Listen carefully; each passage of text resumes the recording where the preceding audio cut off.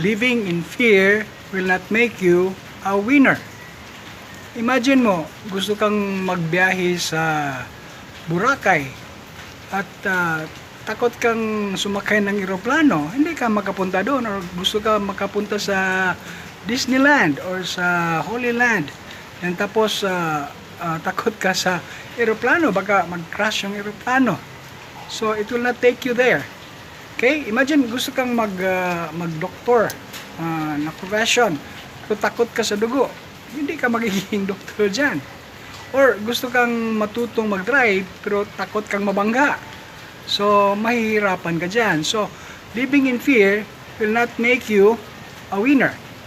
Hi, this is Sam Lim of Uplift Channel, where you can be inspired, motivated, and uplifted. So, i-define muna natin ang fear, no? Like for example, right now, are you having some kind of fear? Are you having some kind of nervousness? Meron ka bang kinatatakutan, or do you live your life in fear? So kailangan ma-define natin kung ano yon, kasi we have to address what we feel inside. Okay? So fear, i-define ko muna itong fear na to. Okay? Ginugol ko, no? So as a noun, it's an unpleasant emotion caused by the belief that someone or something is dangerous, likely to cause pain or a threat. Okay? So it's an unpleasant emotion, kinakabahan ka, no? Kasi may belief ka na something wrong will happen to you. Okay? So kaya it has caused fear in your heart. Okay? So minsan itong fear na to ay lumalala, nagiging phobia. Yung takot sa tubig, ayaw maligo, anong tawag doon? Ang tawag doon ay hydrophobia. And then yung takot sa heights, altophobia, di ba? Yung takot sa yung closure, na enclosed ka ba? Tawag doon is claustrophobia. Yung andyan ka sa CR, parang hindi ka makahinga, claustrophobia yon. Grabe na yon, no? Grabing fear na yon. May naalala ko na kasama ko sa trabaho noon, we have a seminar, and then this lady, instead of going to the 8th floor with the elevator, she climbed up to the 8th floor, climbed the stairs practically. Imagine, up to the 8th floor. And that's a 1 week, 3 days training, and every day she climbed, no? And about the second day, I asked her, ano bang problema mo? Bakit hindi ka sumasakay ng elevator? Sabi niya, parang may claustrophobia ako. Kasi nung pinanganak siyang dito sa amin sa Cebu, Bisaya, tinatawag niyang suhi. Yung nauna ba yung paa kaysa ulo? Okay, so it was matter of life and death for her, na parang na-traumatize siya doon, no? So pag na-enclose siya sa CR, i-open niya, magpasama na siya ng babae. So yun, grabe na talagang fear na yan.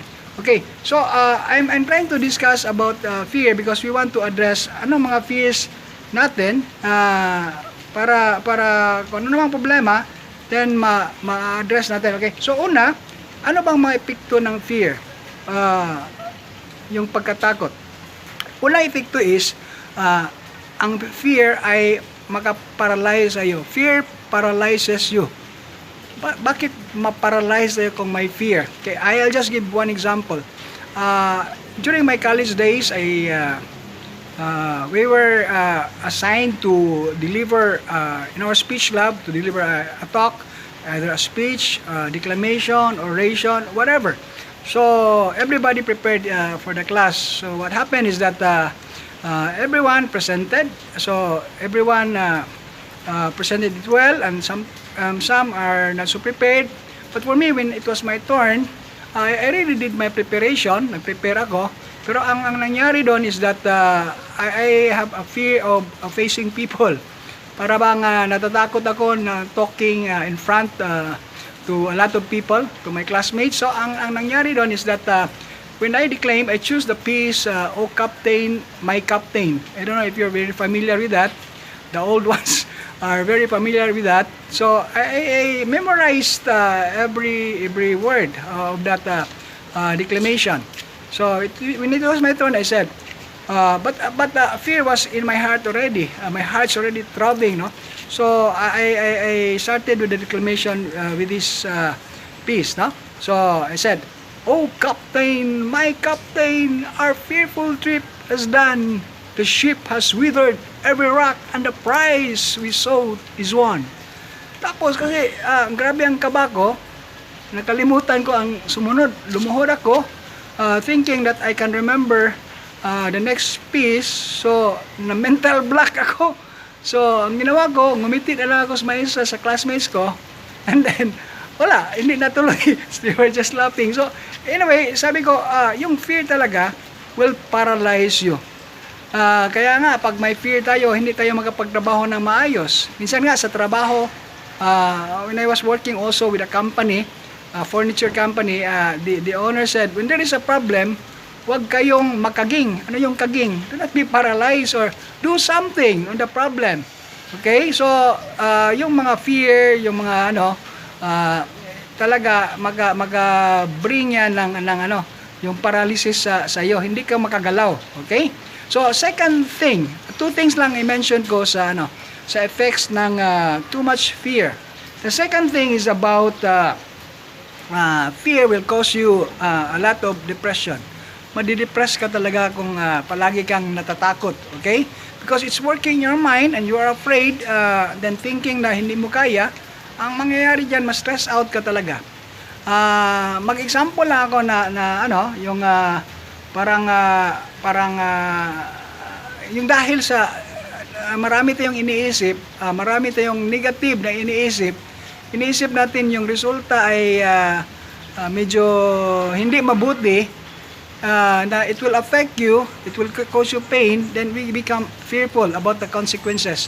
So there was this story of two compadres, no? Taga Bohol to, in fairness taga Bohol, pero noon nangyari ito sa Bohol, naglalakad yung dalawang kumpare, then tapos merong may sumunod na binatilyo, then tapos naghingi ng, kasi yung isa may relo, naghingi ng oras, kung anong oras na. So sabi ng binatilyo, "Mama, pwede ba magtanong kung anong oras na?" Hindi sinagot ng mama. Then after a while, sumunod pa rin yung binatilyo. After a minute, then ask again, "Mama, pwede ba kitanong ano ng oras ngayon?" Hindi sumasagot yung mama. Sabihin na natin si Pedro, hindi sumasagot si Pedro. Pangatlong tanong niya, hindi pa rin sumasagot si Pedro. Then tapos umalis yung binatilyo. Anong klaseng mama ka? Pag tinanong, hindi ka sumasagot. So umalis yung binata. So after that, si Juan, yung kumpare ni Pedro, ask Pedro, "Pedro, bakit hindi mo sinagot yung binatilyo?" Ito pre, kasi pag sinagot ko yung binatilyo pre, so magiging kaibigan kami. Then tapos, pupunta siya sa bahay pre. Then pagkatapos, makikita niya yung anak ko na babae, yung dalaga. Okay? Anong problema doon pre? May problema yan pre, kasi binatilyo yon. Yung anak ko, dalaga. So, they become friends, tapos magiging kasintahan sila pre. Then, anong problema dyan pre? May problema pre. Pag nagkasintahan na sila, hingi ng kamay ng anak ko, magpakasal. Anong problema dyan pre? Pre, may problema pre. Kasi, nagtanong siya sa akin kung anong oras na, wala siyang relo. Pre, pag nagkasal sila, anong ipakakain niya sa anak ko? Yun ang problema pre. So, sometimes, yung thinking natin is very advanced. At saka very negative yung thinking natin, na tayo talaga ang naggumagawa ng sarili nating kabalaghan, sarili nating fear, no? So kasi fear, if you define it, F is false, EAR is false expectation appearing real. Parang totoo talaga, pero hindi naman totoo. And then tapos bakit tayo matatakot? Okay, so fear will actually give us depression. Pag you live in fear, ma-depress ka, you will keep thinking about that fear, then ma-discourage ka, mag-depression ka. Sometimes people will take their lives because of so much depression, because of fear. Mali talaga, no? So, anong gagawin natin? We should have to fight fear. We have to conquer the fear in our hearts, no? We have to do something to manage these negative emotions in our hearts, because that will block our success. Okay? So, paano natin gagawin yung pag-conquer ng fear? Dalawa rin na points na pwede kong i-share sa inyo. Ano 'yon? Una, dapat meron tayong action, no? May action talaga tayo to erase that fear. Kasi sometimes kulang ng action will cause us to fear a lot. Kasi marami ng problema, nagpatong-patong ng problema dahil wala tayong action. So dapat action na natin. Kahit may portion ka na action, that will slowly eliminate your fear because you have already taken some actions, okay? So I will try to relate this to my fear of speaking to people. So when I went to high school, when I went to college, there was a lot of fear in me, and fear of facing people, talking in front of people. But I made some steps. I entered the Toastmasters Club of my company, and then I tried to expose myself to people. Then when I was assigned as a trainer in the company on quality and productivity, I give some talks already. So starting to talk with people. When I was assigned to meron akong community, Sword and Fire of the Spirit Servant community, I became a speaker of the Life in the Spirit seminar. So that correct, that somehow addressed my fear. Ngayon kung you want me to talk to 100 people, 300 people, kaya ko yun. Medyo may fear pa rin, hindi mawala yun, pero I can now manage. I have controlled and have conquered my fear. Okay, so dapat aksyonan mo. Dapat wag mong palaguin yung problema. Okay? Pangalawa, we can also change our mindset about the things we fear. Sometimes, as defined, because of our belief, there is an emotion, disturbing emotion in our hearts. Okay? Sometimes it's because we think a problem is so big, no, a problem is so difficult to solve. Imagine, a simple problem can be taken as a simple thing for one person, but also can be taken as a very difficult thing for another person.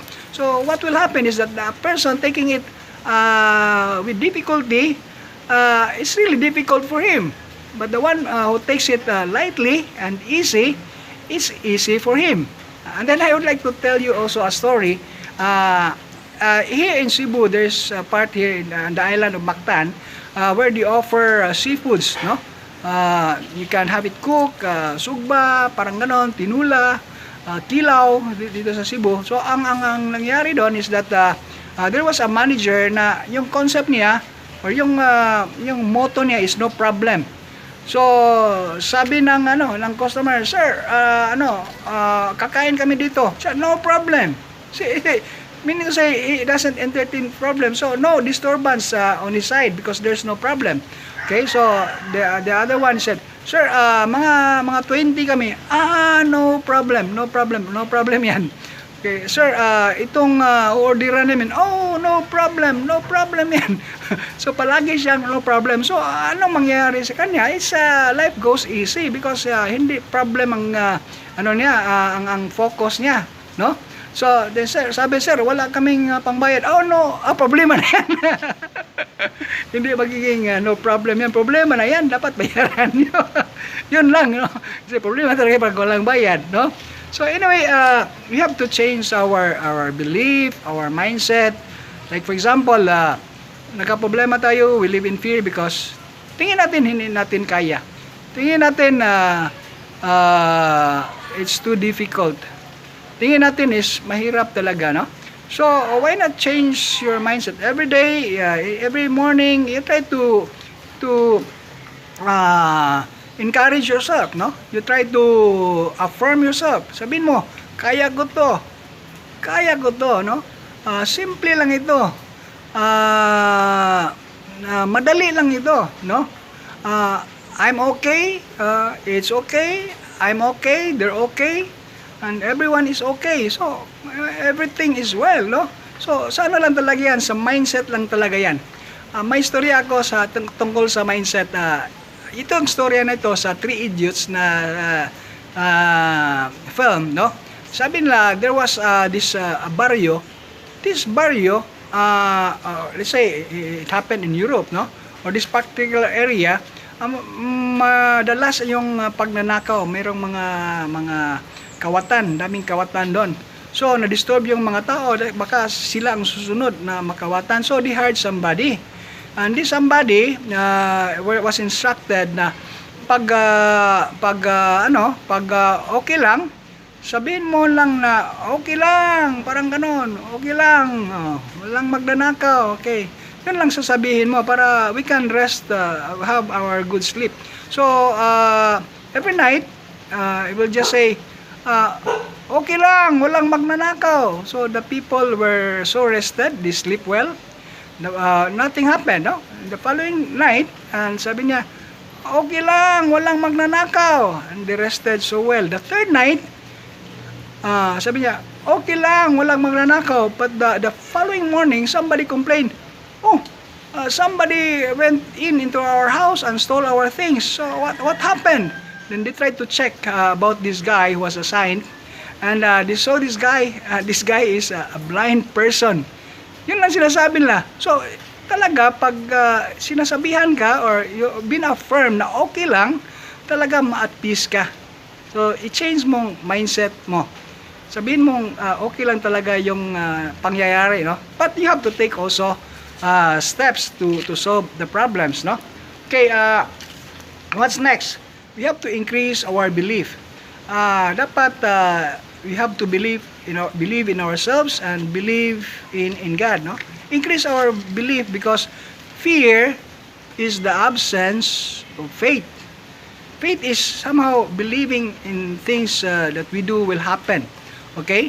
So, pag wala kang faith, wala kang belief, fear will come up. Okay? So, pag malaki yung belief mo, ini-increase mo yung belief mo, at saka yung faith mo, then yung fear ay maialis.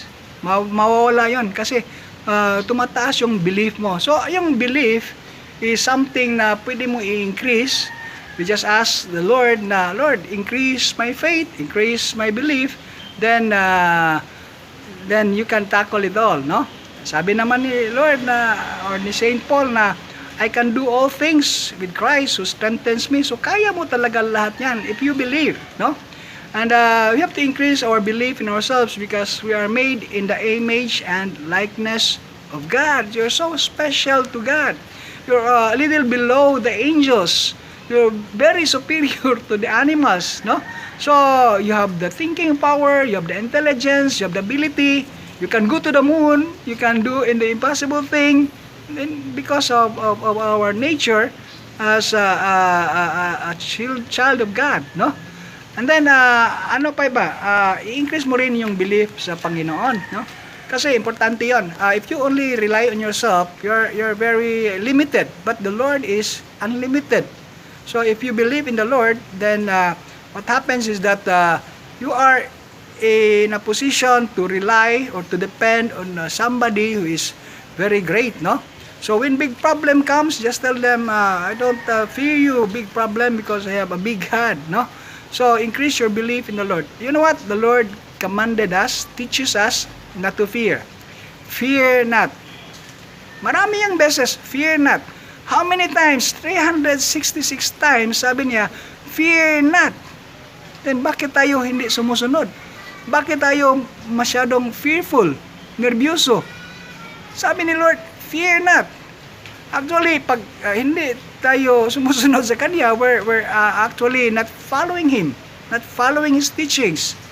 366 times He said, fear not. So, dapat wag tayong mag-fear. Okay? So, the most common fear is that fear of uncertainty. Dahil hindi natin alam yung future, hindi natin alam yung mangyayari, no? Fear of uncertainty. So I just have some quotations here, like for example si Don Bosco, St. John Bosco, sabi niya, ardua non timio. Ardua non timio means say fear no hardships, fear no difficulties. Okay? Bakit? Talaga ang things will come up to be very good at the end. I have read a quote of Jack Ma. Sabi niya, today might be bad, tomorrow might be worst, but the day after tomorrow, it will be a fine day. So if it is not fine, that is not the day after tomorrow. That's not the end yet. The point is, at the end, it will be fine. It will be over.